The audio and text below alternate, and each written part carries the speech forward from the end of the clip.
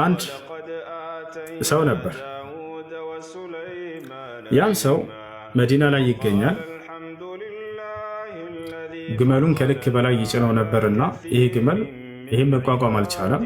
ፈርጥጦ ወደ ጫካ ይገባበታል። ወደ አውሬነት ተቀየረበት። በዚህ ጊዜ እነዚህ ሰዎች መጥተው ወደ ነቢያችን ሰለላሁ ዐለይሂ ወሰለም ጋር አንቱ የአላህ መልእክተኛ ሆይ ግመላችን ሸፍቶብናል፣ ወደ አውሬነት ተቀየረብን፣ ልንቀርበውም አልቻልንም፣ እባክዎትን ይገስጹልን፣ የሆነ መፍትሄ ይስጡን አላቸው። የአይን እማኞች ናቸው እየዘገቡ ያሉት። ያ ጀማዓ ሰምተው ሳይሆን አይተው የዘገቡ ሰሃቦች ናቸው የሚነግሩ። ከዚያም በኋላ ነቢያችን ሰለላሁ ዐለይሂ ወሰለም ተነሱና ኑ እንሂድ አሏቸው። ህዝቦቻቸውም አብረው ይከተሉ ነበር። በዚህም ጊዜም ነቢያችን ሰለላሁ ዐለይሂ ወሰለም ጋር እየሄዱ ያለ ሰዎች ከሩቅ አዩት። ግመሉ አያቸው። እርሱ ማንም ሊቀርብ አልቻለም። ነቢያችን ሰለላሁ ዐለይሂ ወሰለም ቀጥታ እየሄዱ እያለ ግመሉ ወደ እርሳቸው መጣ። ፈጀተ ዐላ ሩክበቲሂ አሉ ሰሃቦች። እርሱም በጉልበቱ ተንበረከከና ወአልቃ ዑኑቀሁ ዐላ ዑኑቅ ነቢ ሰለላሁ ዐለይሂ ወሰለም፣ አንገቱንም ወደ ነቢ ሰለላሁ ዐለይሂ ወሰለም አንገት ላይ ጣለና ፈበከል ጀመል ይላሉ ሰሃቦች፣ የአይን እማኞች። ግመሉም ሲያለቅስ ጀምር ተመለከተና አንገቱን በነቢያችን ሰለላሁ ዐለይሂ ወሰለም አንገት ላይ ከጣለ በኋላ ፈበከል ጀመል ይላል ሐዲስ ላይ። ያ ጀማዓ ግመሉ ማልቀስ ጀመረም አሉ። ሲያለቅስና እንባውን ሲያወርድ ተመለከቱት። ከዚያ በኋላ በዚህ ጊዜ ነቢያችን ሰለላሁ ዐለይሂ ወሰለም ከቆይታ በኋላ ወደ እኛ ዞሩና አይነ ሳሒብ ሀዘል ጀመል አሉ። የዚህ የግመል ባለቤት የት ነው አሉ ተቆጥተው። አነ ያ ረሱለላህ አለ ሰውየው፣ እኔ ነኝ አንቱ የአላህ መልእክተኛ ለባለቤቱ።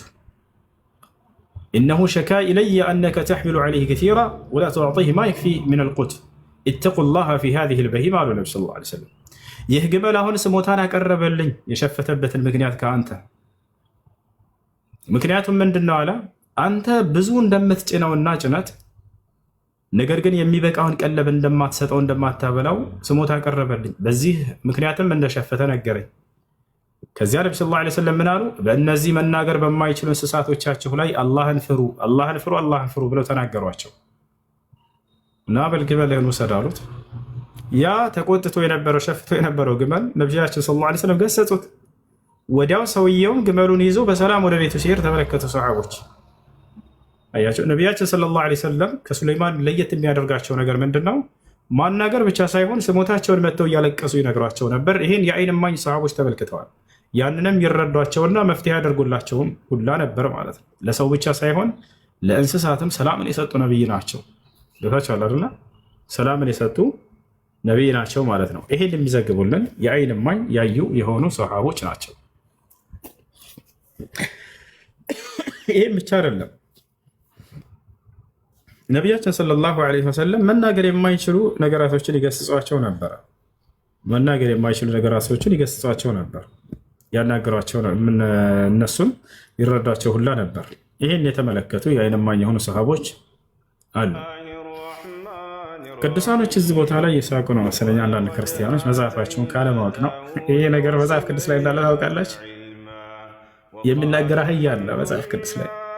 አህያዋ ተናገረ ይችላል እግዚአብሔር እንዲህ ብላ ማናገረችው ነብዩ ነው ማለት ነው። ማየት ፈልጋላችሁ? አህያ ይናገራል መጽሐፍ ቅዱስ ላይ።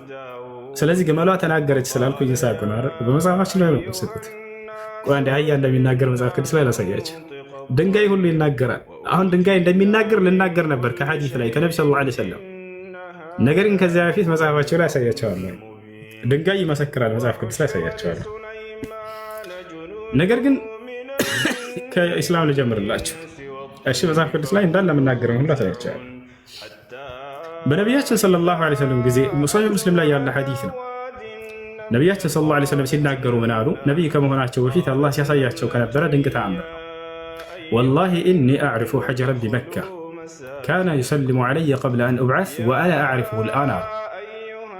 በአላህ ስም እምላለሁኝ መካ ላይ በነበርኩ ጊዜ ነቢይ ተደርጌ ከመላኬ በፊት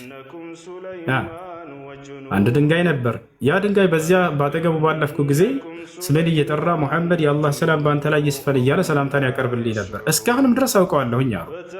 ይህን የአይን እማኝ የሆኑ ሰሃቦች ተመልክተዋል ወይ? አዎ። ነቢያችን ሰለላሁ ዐለይሂ ወሰለም ነቢይ ከተደረጉ በኋላ እነ ዓሊ ብን አቢ ጣሊብ አብረዋቸው እየሄዱ ድምፅን ይሰሙ ነበር ያንን ሰላምታ ሲያቀርብላቸው። ያ ብቻ አይደለም፣ የሚበሉት ምግብ ሁሉ ተስቢሕ ሲያደርግ ይሰሙ ነበር። ይወቻል ድንጋይ ይናገራል፣ ይመሰክራል። መጽሐፍ ቅዱስ ላይ እንዲህ ላሳያቸው።